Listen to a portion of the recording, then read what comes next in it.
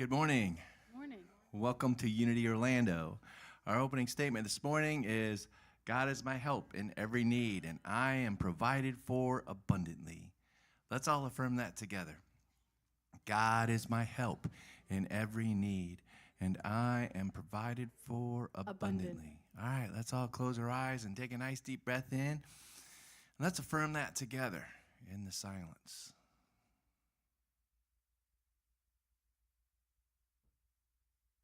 And so it is.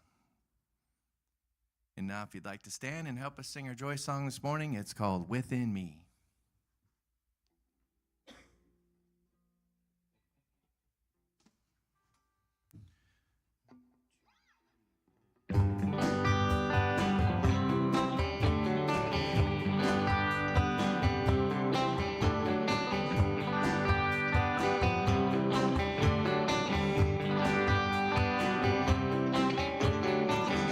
Within me, I feel a healing begin. Within me, I feel a healing again. And I know to let the Spirit flow. And I know it doesn't have to hurt to grow. And I know sometimes the darkest night feels like an endless fight. If I can't let it go, let Spirit ebb and flow. Within me, I feel a loving begin. Within me, I feel a healing again. And I know to let the Spirit flow. And I know it doesn't have to hurt to grow. And I know sometimes the darkest night feels like an endless fight. If I can't let it go, let Spirit ebb and flow. Within me, I feel a healing begin. Within me, I feel a healing again. And I know to let the Spirit flow. And I know it doesn't have to hurt to grow. It doesn't have to hurt to grow. And I know it doesn't have to hurt to grow. All right, thank you. You may be seated. Good morning, Unity Orlando. How is everybody today? Great to see your beautiful faces out there. I'm Susan Francis, your platform speaker. Do we have any visitors here that want to raise their hand? You're welcome to raise your hand. If not, no worries. Welcome. If you'd like to join us after service down in Meyer Hall, please come along. There's coffee and donuts and cake and stuff like that down there. Have a couple announcements. Prayer chaplains are available to pray with you every evening. At 8 p.m., we join ourselves remotely in prayer. We ask you to join us. Also, we're available to pray with you after service. In the house today is myself and Paul and Joy. So see, oh, and Naomi. There she is. She's shaking her head. I'm so sorry. Oh, I feel bad. Okay. The June affirmation is, God is the source of my supply and there is no lack. And we have no lack of Naomi either. So. Good save. I know, right? I know. Reverend Bob's lesson today is, God is my co-pilot. But before I turn it over to Brian, I have a little story to tell you about a priest who decided to play a round of golf one Sunday after he had given Mass. He was standing halfway down the fairway, and he was waiting to take his second shot when he heard someone called out, 4! Well, the next thing you know, a ball slammed into the back of the priest. And the golfer who had struck him hit the priest, the man that hit him. He ran over quickly to offer his apologies. And the priest assured him that he was all right. The man had a thought and smiled, and he turned to the priest and he said, Father, I've been playing this game for 40 years, and now I can finally tell my friends that I've hit my first holy one. Wah wah, no wah wah.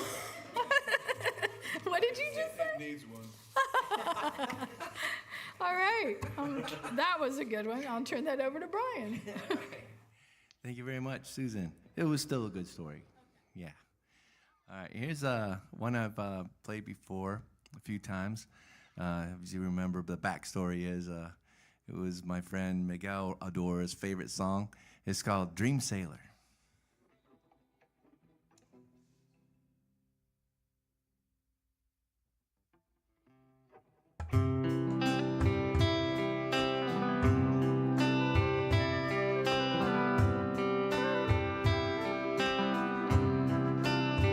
I had to write this song because it's been so long since I've seen you in a dream. We were sailing along in a vessel strong, and you handed me the wheel, and I steered us around the storm, and you cleared the skies and filled me warm. And I live in all your glory now, in a world of love and bliss. And now I shine your light in the world to see, in a world in harmony, in a world in harmony.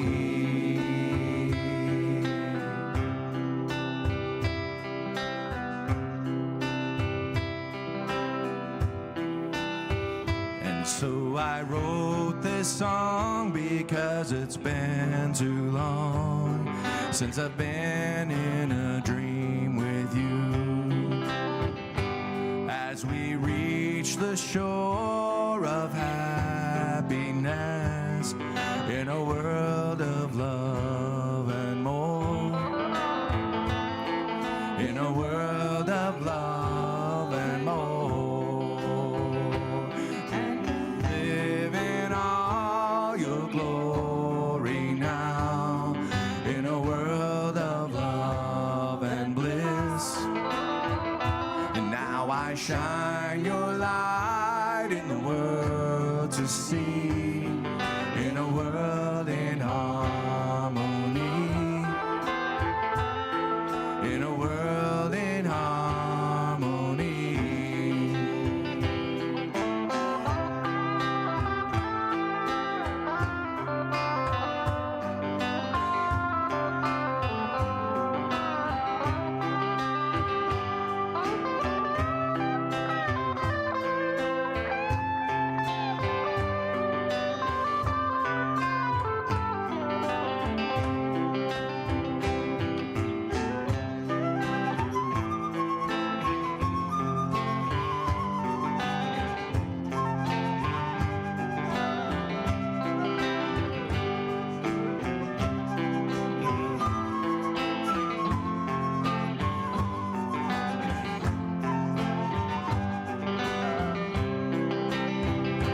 And I live in all your glory now, in a world of love and bliss. And now I shine your light in the world to see, in a world in harmony, in a world in harmony, in a world in harmony.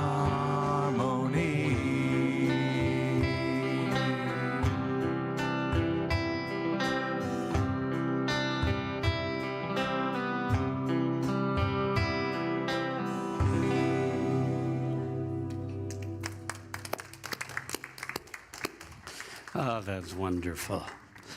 In a world of harmony. I like it. How is everyone today? You doing good? How are you doing all at home? Welcome to be with us if you're at home and if you're here in person. Happy Father's Day. Good old Father's Day. Did the fathers out there get your flashlight? Oh, yes. I said, does it work? I went like this and went, oh, I'm blinded. Yeah, you know, sometimes I realize we all have phones and we have flashlights on our phone, but what I have to go through to fire up that flashlight is a number of steps beyond just grabbing this off my keychain and going like that. So I actually like these little things. And by the way, so you can find your way back here, it says Unity Orlando on it. So, you're a father, so you must be a light bearer, right? You know, whether you realize it or not. Will the fathers in the congregation and at home stand up? We want to give you a round of applause. Hey! Yay for us. Yeah, we give a lot of energy to Mother's Day, so we got to equal it out.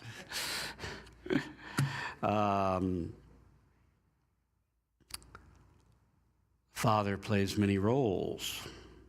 They include provider, teacher, protector, and nurturer. Now, in recent years, these roles have changed a little, and parenting responsibilities are more shared. I watch my kids and I go, wow, I got off easy. But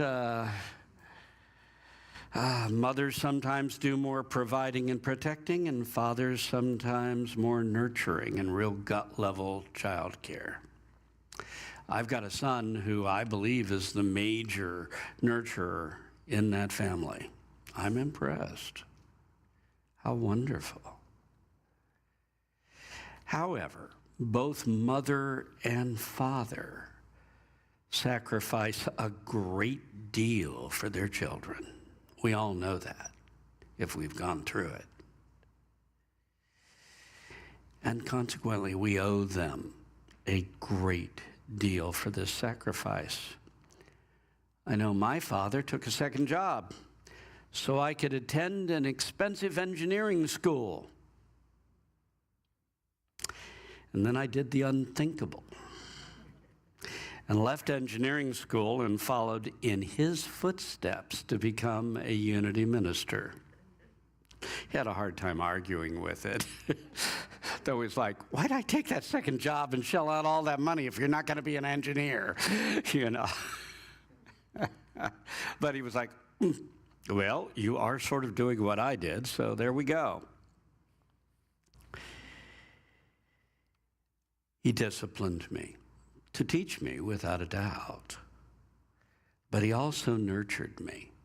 So I got to tell you, yes, I grew up in the era of corporal punishment, but I never felt abused in any way. I always knew I was loved, even when I was being punished. And as I got older, I wished he hadn't given up corporal punishment, because the very worst thing in the world Dad could do was to say, Bobby, I'm disappointed in you. It's like, please, do something physical. Don't do that. Don't say you're disappointed. It was Dad who taught me independence.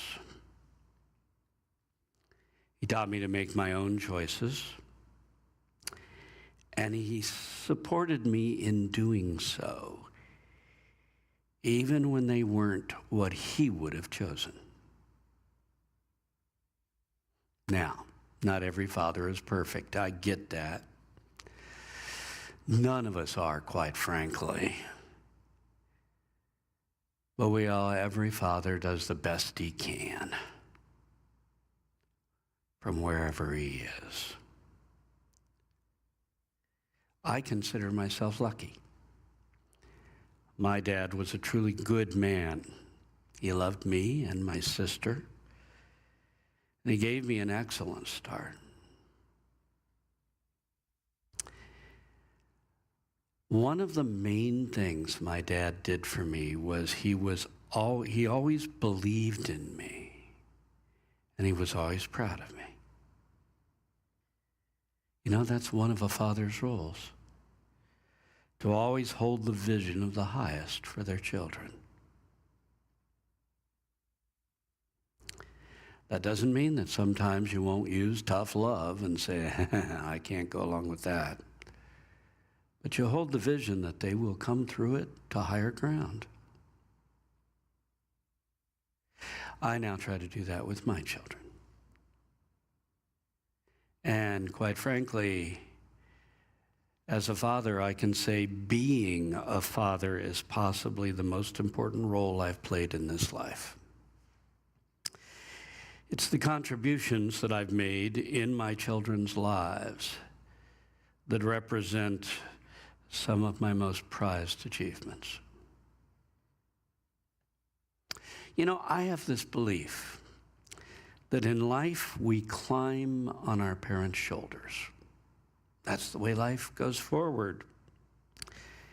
Our job is to go further than they did, because by raising us, they gave us a leg up. So, today we want to say thank you to the fathers in our midst and to the fathers all around us. Don't kid yourself. They always gave something up for you. That's how this life works.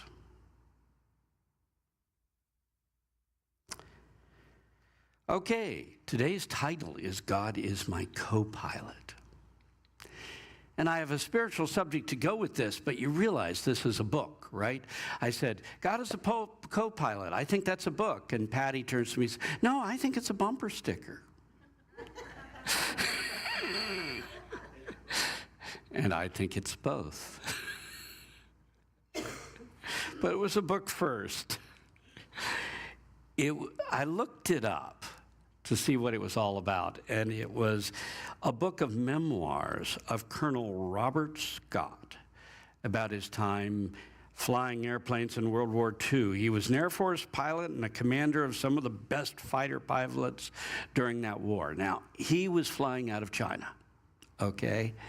And he has some amazing stories, but one of the ones he is most famous for is that when he found himself in a dogfight with a pilot, Japanese pilot, that his enemies had simply called Tokyo Joe. They didn't have a name on it, but this guy had killed a bunch of them, had shot a bunch of them down.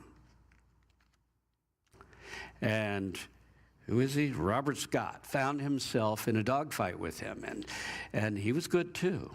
He was an excellent pilot.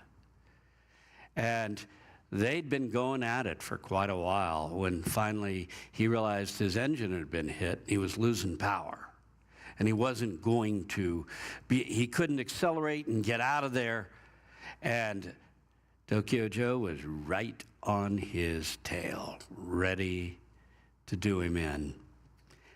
And he simply decided, if I can't go faster, I'll hit the brakes. He threw out the flaps in a move that sure sounds like Top Gun. In fact, they probably took it from this rather famous story. He hit the flaps, his plane came almost instantly slowed down. I mean, it just boom, like that. The other Tokyo Joe, flew right by. He got him in his sights and he shot him down. And then he went down. And of course, the intriguing thing is that when he didn't come back, they assumed he was dead.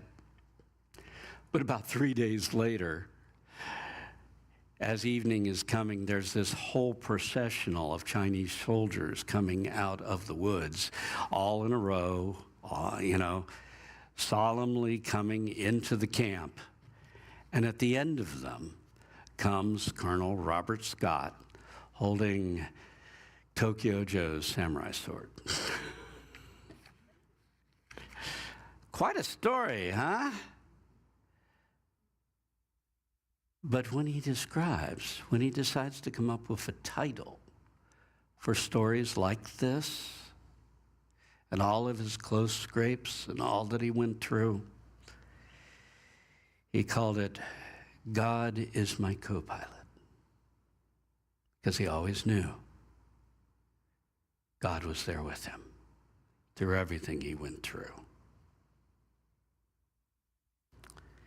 That's why it became a bumper sticker, because it describes so well a way of life. It declares, God is living with me, and God is right there beside me, ready to assist me at all times, and I know this. So today, what we want to do is embrace that attitude.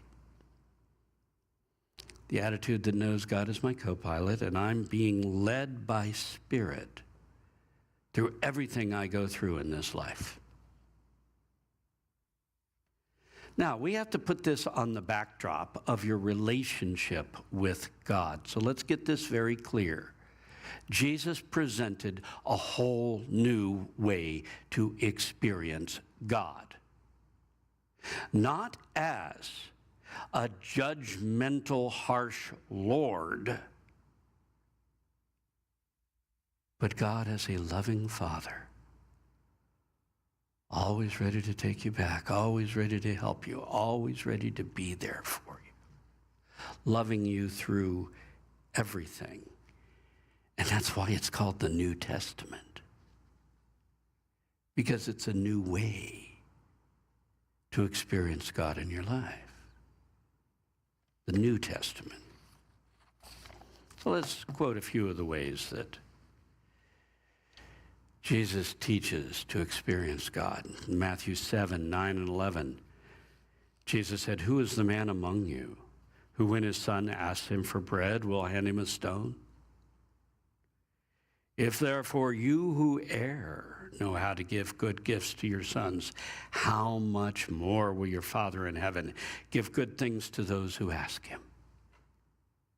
In other words, God is, earthly fathers fail. We have all failed, and we all look back and have regrets.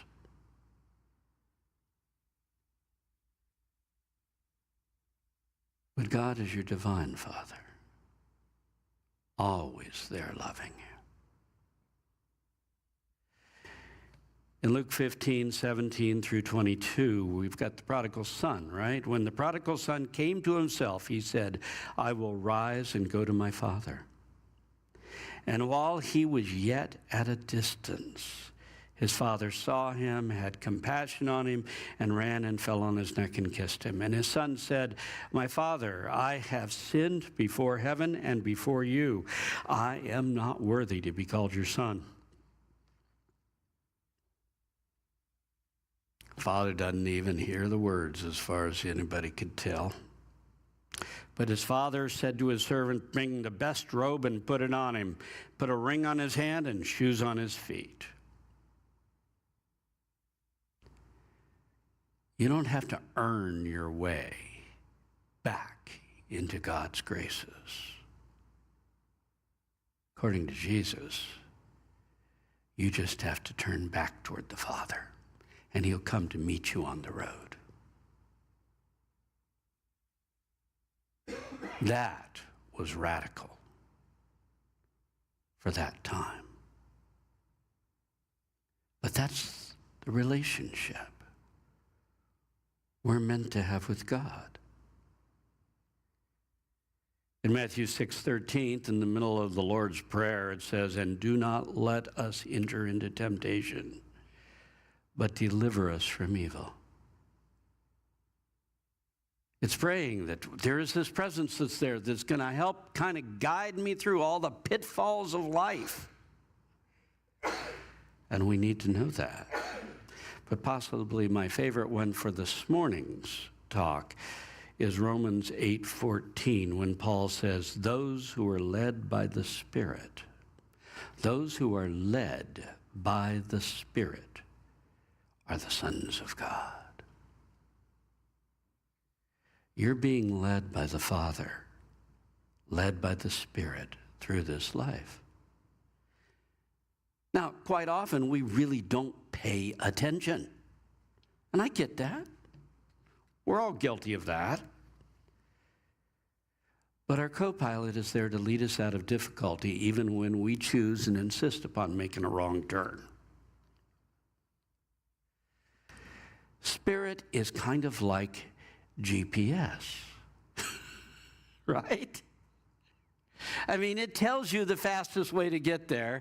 And if you're like me, occasionally you sit there and say, no, I ain't doing it. I'm going this other way. And as you go down the road the other way for a while, GPS finally says, recalculating. Well, God is always recalculating, and Spirit is always there to guide you from wherever you have gotten yourself. If you've gotten yourself down the road into a mess, well, there's a recalculation as to where from there you could head for your highest good. Okay? And that's knowing that God is my co-pilot. Spirit is always urging us toward our highest good from wherever we have gotten ourselves. So, I want to talk about some practices for experiencing the Divine Father as our co-pilot. There'll probably be some time in your life when everyone falls away. I think it's part of the spiritual path that at some point in your life, you feel like nobody understands me, there's no one there for me, I've been betrayed by my closest friends. You know, you go through this whole thing. And I've said, there is a spiritual experience where everyone falls away, and suddenly you realize, I'm on my own here. And when I went through that, I went, it's just God and me. That's all it is. I can't depend on anyone else. It's just God and me. And I thought about it a moment, and then I went, it's just God and me, and that's okay. That became my mantra. It's God and me, and that's okay. And almost immediately broke into a phase where everybody wants to come up and play because you don't need them. You have your relationship with that Spirit within. There's nothing more attractive than that. Everyone wants to be part of your life. You know, the whole thing breaks open. You can have all the relationships you want when you suddenly realize it's God and me, and I'm just fine with that. So, let's talk about our practices. Number one, in meditation, call inward, call Father, Father, Father. If that doesn't work for you, you can use Creator, you can use Mother, you can use anything, you can say God, whatever you want, Spirit within. They're all names for the same thing. Turn within and realize there's something in there that is greater than you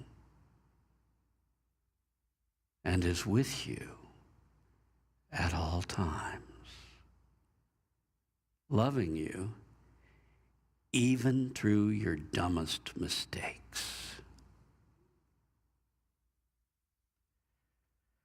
So call out and listen to your feeling nature for a response until you feel it. and you feel a closeness. It's only when you feel that response that you'll be able to say, it's God and me, and that's just fine, because you can feel it inside of you. The second practice is each day take God with you through everything you do as your co-pilot. God's with me. You know, I sometimes have a running commentary. Okay, God, we're doing this, et cetera. We're going this way. Well, I've got this to accomplish. And often it includes, I could use a little help here. Declare, God is my co-pilot. It's a great bumper sticker, but it's a great affirmation too. Declare it until you feel and believe that this so fully that you know it's part of you. God is with me. God is with me. There's no place so far I can go that God is not there with me, because how did King Jesus put it? The kingdom of God is within you. He said it bluntly.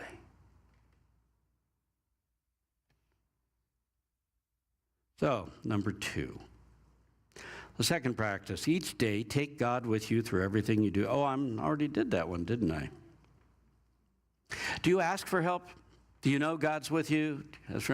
We were, a couple of years ago, Patty and I went to Washington State. We went up.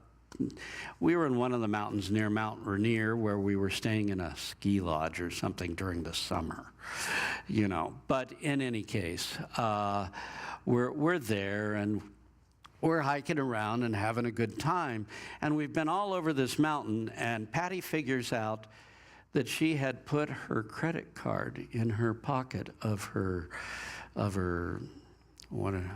sweatshirt that she was wearing, and it wasn't there anymore.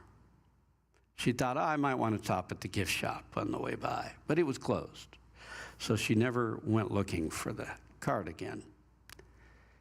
And we've got like a half hour before it's going to be pitch dark. We are going out just as the sun is setting to find, over this huge expanse, a credit card. Now, we went several different places, but Patty found that credit card in the middle of a field on the side of the mountain. I've been saying, God, we need help on this one. Come on, God, we need help. And evidently we got it. I kept saying, you found it. I was utterly astounded. You found that credit card. It's like a needle in a haystack. Take God with you. Ask for help. Number 3.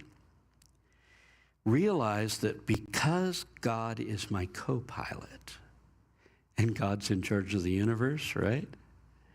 The universe is assisting in leading me to my highest good. A lot of human beings are really convinced it's me against the world. It's me against the universe. It's a real change when you start to realize God's moving through the universe, and maybe, just maybe, the universe is on my side. Assume that everything in your life is trying to bring you your guidance. You say, I can't find my guidance. It's all around you, if you're looking for it. I'm a movie buff, so immediately I go to the movie Eagle Eye, where AI is trying to take over the world, but it's used this one guy. And what he finds is that every time he goes someplace, even while he's trying to run away, the neighbor's cell phone rings, and it's AI calling him.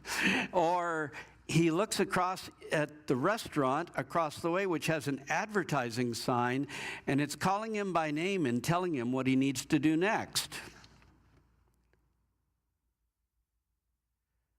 Which is really spooky, but that is how guidance works in our life. if truly God is your co-pilot, everything in your life is trying to help you see where you need to go. So pay attention to how life is unfolding around you, and assume that life is always trying to get you your guidance.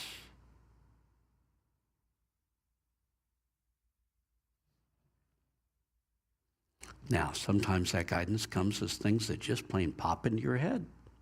And they pop in so quickly that sometimes we almost don't pay attention. So, number 4, practice listening to the thoughts that pop into your head and determine if that's the voice of Spirit guiding you. So often things pop into my head and I go, yeah, I'll do that later. Not so good. The other night, we've got a big trip coming up, Patty and I, in September, and we're going to be staying in a place out in the Grand Canyon, and we're trying to get a reservation for it in the North Rim. And I called earlier in the day, what would have been their 9 o'clock. It was our noon, and I called, and I finally got through, and this woman tries to help me and basically says, I ain't got nothing. Not in the area you want, not when you need it. All I've got is, and she talks 11 minutes away from the rim, and I'm going, what? We're talking about staying right on the rim. What do you mean 11 minutes away? He says, right inside the park, there's a motel. It's just a regular old motel room, and we'll get you that. And so I said, well, 11 minutes, I'm going to need to talk to my wife before I do this. So I talked to Patty, and she says, hey, come on, let's just get something. Then we'll have something out there no matter what, And I thought, yeah, I'll call tomorrow. And the thought went through my head, they're 3 hours behind us. They're open right now. Call right now. And I listened. I often don't. But I listened. I said, okay, I'm going to do it. And got on the phone and called. And I got a hold of a man. Twice I've gotten a hold of a man out there, and it's been a wonderful experience. And one time I got a hold of this woman, and I'm not even sure she's at the same place because it was a whole different story. But I got a hold of him, and he got me. He says, well, I can't get him back to back. But he had one on one day, then off, and on the other. He says, well, what will you do if you split it up? I said, oh, I'll go to Zion and Bryce in between or something like that. No problem. So I'll take them both, and we sealed them in. Now, we also know that there are cancellations, and we may be able to eventually get what we want. But he says, oh, yes, this is right on the rim. One's in the lodge, and one is in a cabin that's on the rim, and you're right there. Yes, absolutely. And when I asked him about the other place, he said, I don't know who you talked to. Says, I can't even make reservations for that place. So I'm thinking I got a hold of somebody at another place. In either case, I followed my inspiration and got success. So here's my deal. We get all sorts of impulses. Do this now. Go another way. Try another way. Be careful. Or why not try this? And we generally talk ourselves out of them, right? If you're not sure if it's guidance, but there's very little downside, why not do it? Why not try it? I realize there are impulses that can ruin your life, and you may not want to do that. But if there's very little downside, just go ahead and do it. The 5th step.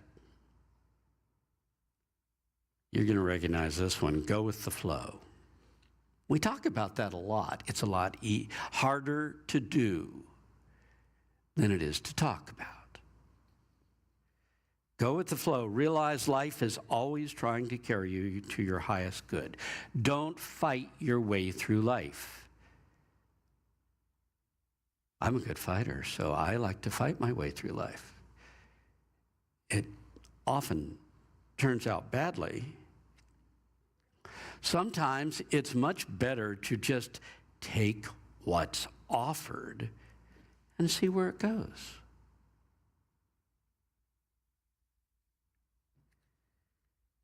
Grand Canyon comes up again because this time we're going to go back about 20 years. And at that time, Lindsay and my daughter and Karen and I were going to take a little plane flight over the Grand Canyon. And we got there early, and they said, "You're too early. We can't give you your seats yet." And Karen, being Karen, wanted to go to the gift shop, and that lasted on and on and on. Now, I was stupid. I should have stayed there and let them go to the gift shop. But I went with them, and when I got back, all the good seats seemed to be taken. We're talking to this. We were here first, and we're not going to get a good seat now. I told you I'm a little bit of... I told you if the affability side of me I got from my dad. The force to be dealt with I got from my mom. And I brought my mom out. And I'm just arguing with him over, no, this is not going to work. We have got to have, and he looks, he says, here are these three seats here, and they're really excellent. People don't realize these are some of the best seats in the plane, and I think he's just selling me a bill of goods. So I keep on fighting, and while I'm continuing to argue with him, somebody else takes him. So when I finally get on the plane, I take a look at the 2 seats he was offering me. And he's right. They were literally the best seats on the plane. They had huge windows. They were yes, they weren't up front, but they had these huge windows. It was like, oh my God, if I'd known what that was, I would have taken that right off. Why couldn't I accept what was offered? Why'd I have to fight my way through life? Go with the flow. Take what's offered and see where it goes. If it doesn't work, you can always jump ship and go another way. It didn't turn out like I planned. But if I'd taken what was offered, it would have been, as I said, the best seats on the plane. When the doors all close, and we often have those experiences in life, the doors all close where you want to go.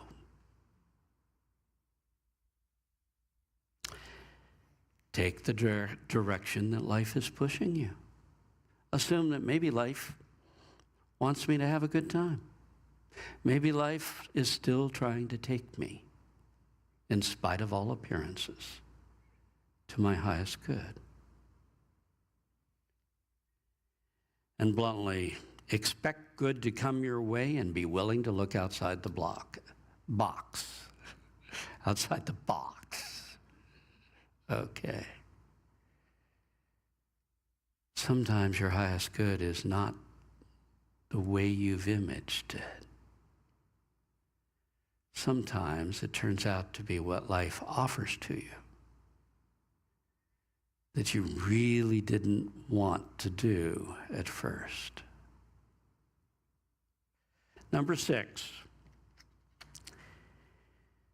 pay attention to the guardrails in life. The guardrails? Yeah, they're the things that keep you on the road. So when you are simply not allowed to do something you want to do, and life just won't let you through, assume there might be a reason. There just might be a reason. How many times have I cussed out the slow people in front of me who were blocking me in to find that 2 blocks down the way, there's a cop waiting to check and see how fast I'm going. They were actually my friends. Funny how that works. In my early teens, I was very into mind power and all cutting edge type things. And so my parents knew it. They gave me for one of my birthdays or something a book, Journeys Out of the Body by Robert Monroe. This is a book on astral projection, you know, getting out of your body and going other places with your spirit self. And what was intriguing about this book is Robert Monroe was an engineer who didn't believe in any of this stuff. I mean, you know, And one day he found himself outside his body, and he had an experience like that, and he came back and he thought, whoa, let's see if I can apply some scientific, experimentation to this. What's going on? And though there were lots of places you could go once you were outside your body, there were some that were right there in the physical realm, and he was able to do things that actually proved to himself that he'd been there. At one point, he reached out and pinched. He's invisible to her, but a coworker. He reached out and pinched her while she was somewhere else on vacation or something. And he later said, "Did you feel anything about such and so?"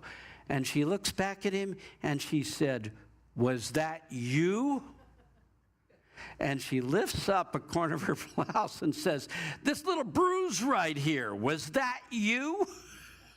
I was sitting in the kitchen talking to my niece, and all of a sudden, boom. So he began to believe, this is a real thing. And so he did all kinds of experimentation. And he went all kinds of places, some which are not really physical as we know it. But the story I remember is when he had been out exploring somewhere. He's coming home. He says, "I need to get back to my body." He felt this need to get back to his body. And he's gliding straight towards his body as far as he can tell, and suddenly he comes up against a wall, a brick wall that he can't see the top of, he can't see the ends of, he can't get around over. He's sitting there, I can't get back to, total panic. I can't get back to my body. What's going on? And he realizes there's this kind of hooded figure over here next to him. Down just a little ways, just kind of looking at him in consternation. And he says, "I can't get back to my body."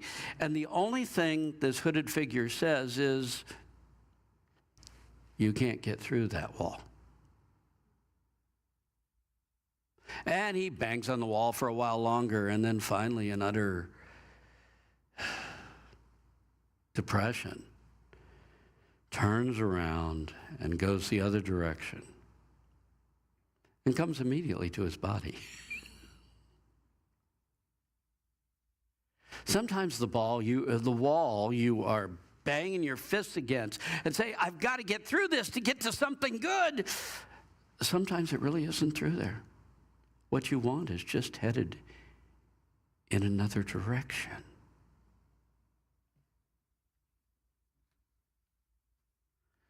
So the guardrail was, "Don't go this way. We're heading you back that way." Another guardrail. And my friend decided to drive right through it. When I first went to Miami in '73 as the assistant minister, I met a lady called Mary Fales. She was a Unity teacher. Wonderful being, amazing, vibrant being. Older, she died within a year and a half. But she had a story that I absolutely intrigued me to no end, let's put it that way. She said, a number of years ago, I had treasure mapped for and prayed for and worked on getting my perfect house, and the house came up that met everything on my list. I put a contract on it, and it was signed, and we were partway through the whole thing. We hadn't quite closed, but we were almost finished when the broker came to me and said, the people who are selling have had a sudden change in their lives, and they want to stay. And she thought about it, and she said, I prayed for this, I got this, it can't, She says, I've got a contract on this. They need to find another place to live. She said, so I demanded it, and I got my house. And it became hell on earth for me. The sand fleas were unstoppable, and I was miserable until we moved away from there. And she said, to this day, if I'm in a deal with someone and they say they don't want to do it, I'm out. I'm ready to go with the flow. I'm not going to fight with it. Sometimes the guardrails are there for a purpose. Spirit provides guardrails to protect us. So if you can't force your way through, give thanks and go another way. Number 7. When you're not getting what you want.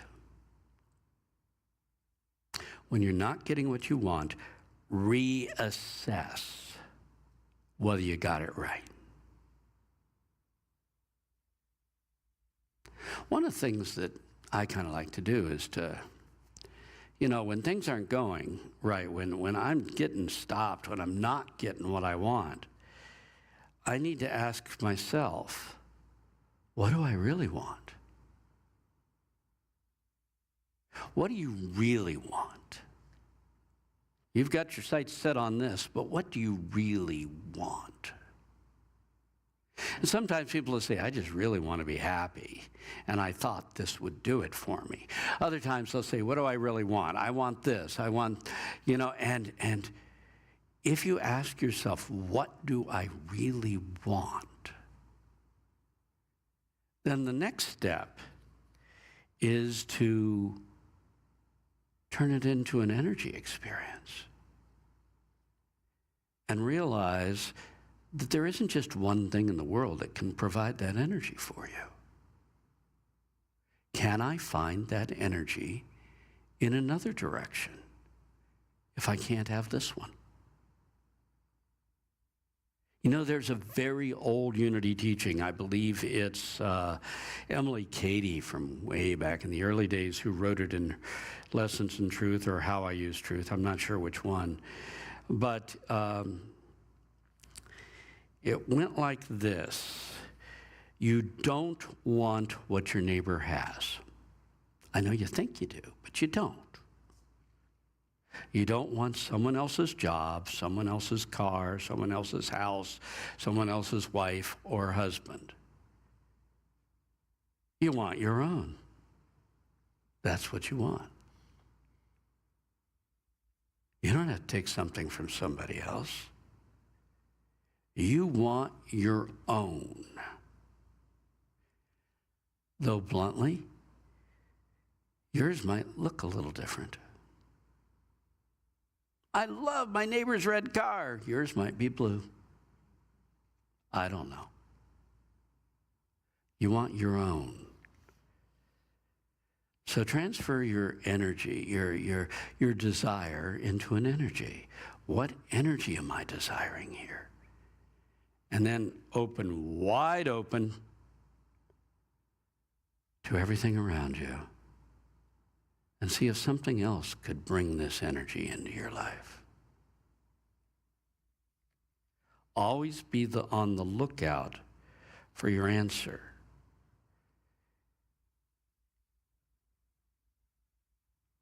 Be on the lookout for the answer that doesn't look like what you expect. Might be something entirely different. And yet ultimately, it's your answer. Well, 8, we just kind of wrap it up and say every day know that God is in charge of your life and you are being led to higher ground. You want to know that every day of your life. Expect good to triumph in your life, even though it may not be what you ask for. Expect good to triumph. Expect blessings every day. What you expect in life is extremely powerful. So expect blessings each day and ask God to alert you to all the blessings, because we can walk right by them sometimes. Please alert me so I see them. The last thing I'm going to say is that the 23rd Psalm is the ultimate expression of God as my co-pilot. Repeat it often, and when you do, feel joy. And that's what I want to start our meditation time with. So close your eyes. Take a deep breath and sigh it out. And take the words inward. The Lord is my shepherd. I shall not want. I shall not be in any form of want. He makes me to rest in green pastures. He leads me beside still waters, constantly leading me into goodness. He restores my soul.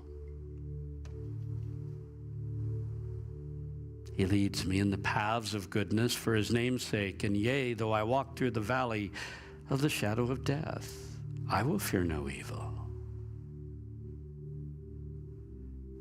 For thou art with me. Thy rod and thy staff, they comfort me.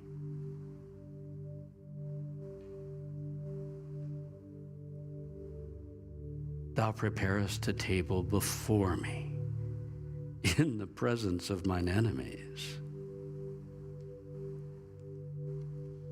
Thou anointest my head with oil, my cup runneth over. Surely, God, thy mercy, thy goodness and thy mercy shall follow me all the days of my life. And I will joyfully dwell in the house of the Lord forever.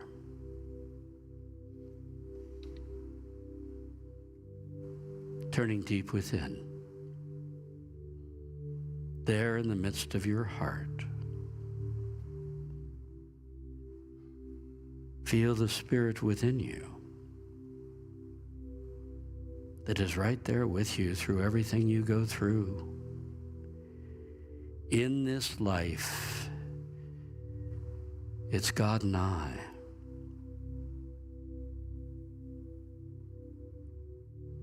That's all I need. Everything else is icing on the cake.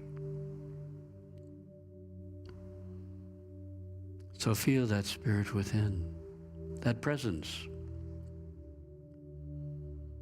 that is so much greater than you, and yet loves and cares for you, and wants for you your highest good.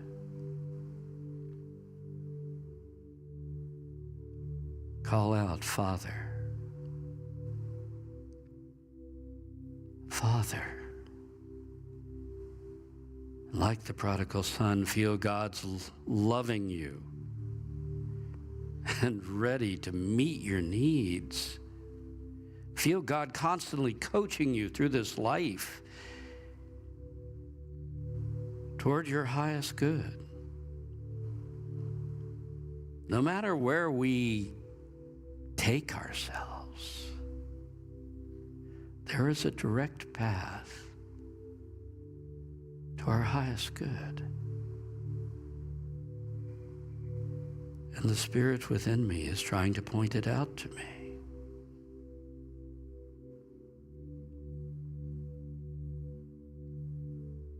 It's not me against the universe. See the universe assisting you, where it belongs to God, and God is on your side.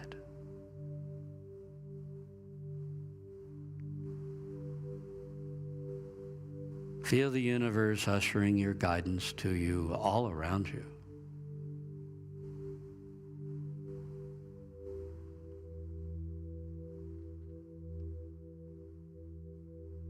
And expect blessings to arrive in your life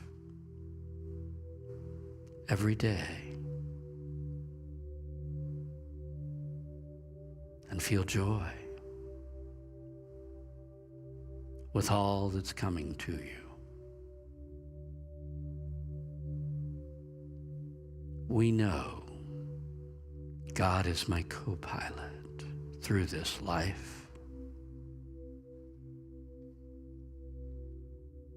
And we feel grateful.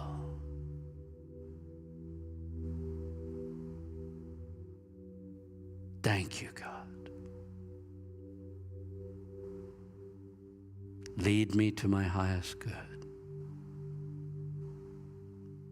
Thank you, God. Thy wonderful will for good be fulfilled in my life. Amen.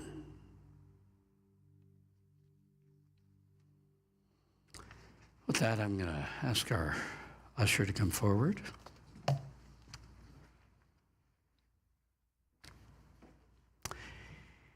If you're at home and you're new, you need to understand how to give your offering. It's pretty easy if you're here in person. We know how to do that.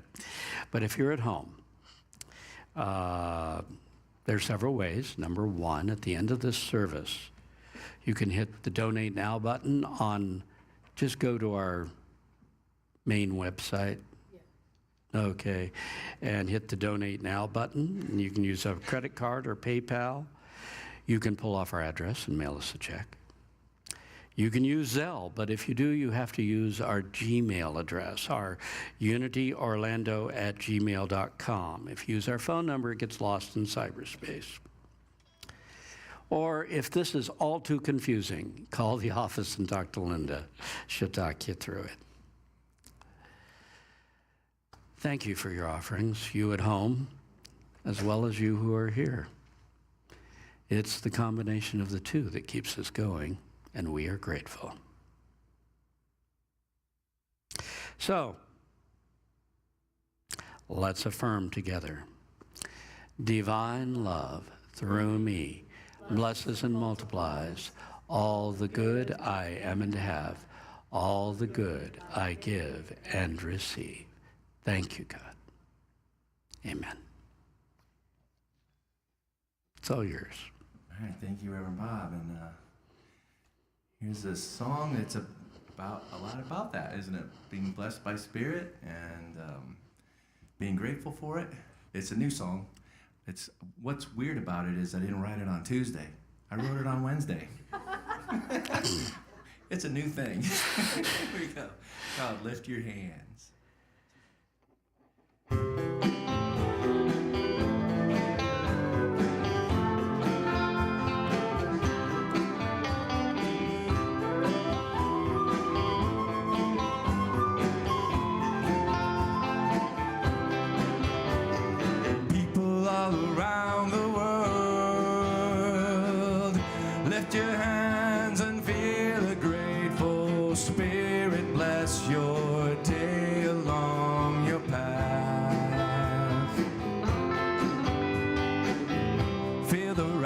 Of Spirit,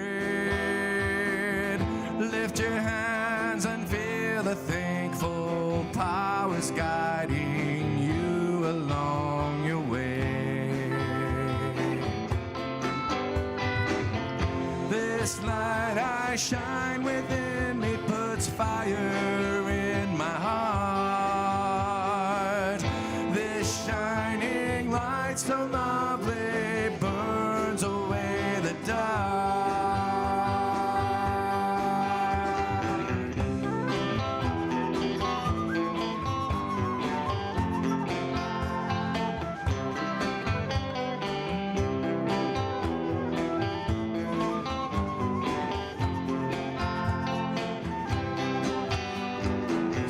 Spirit moving in and through.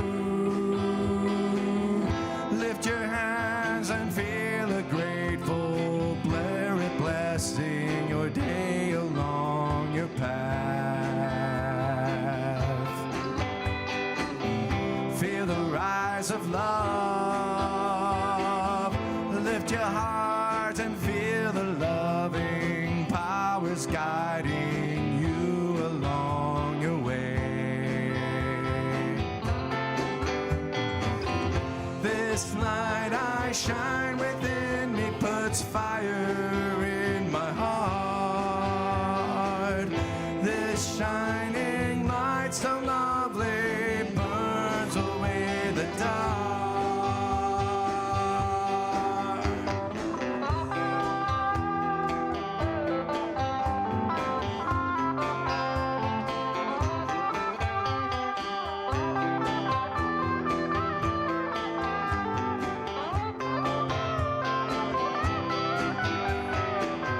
Loving everyone.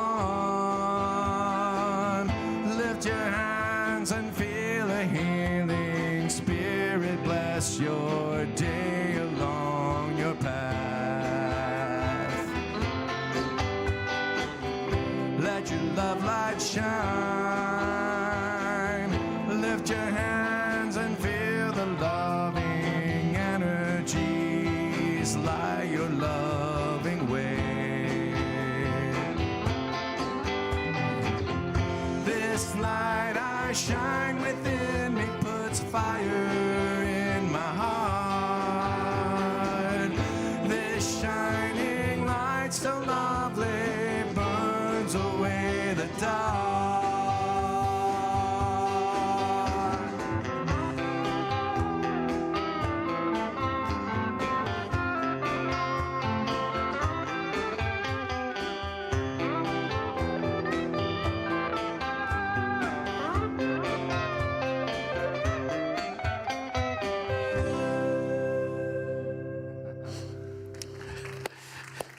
Wonderful. And we always love hearing that you wrote a song specifically for this Sunday morning.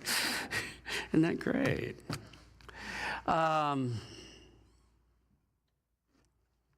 Thank you for being Unity Orlando. Whether you're at home or whether you're sitting right here.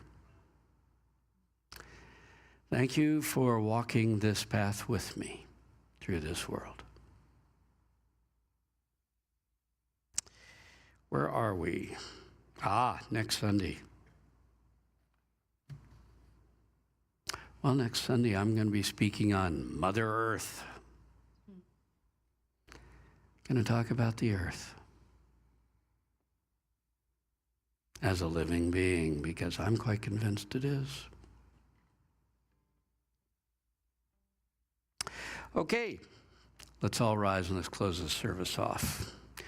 We are going to bless the entire world, everyone in it, with our prayer of protection together. The light of God surrounds us. The love of God enfolds us. The power of God protects us. And the presence of God watches over us. Wherever we are, God is, and all is well. God bless you.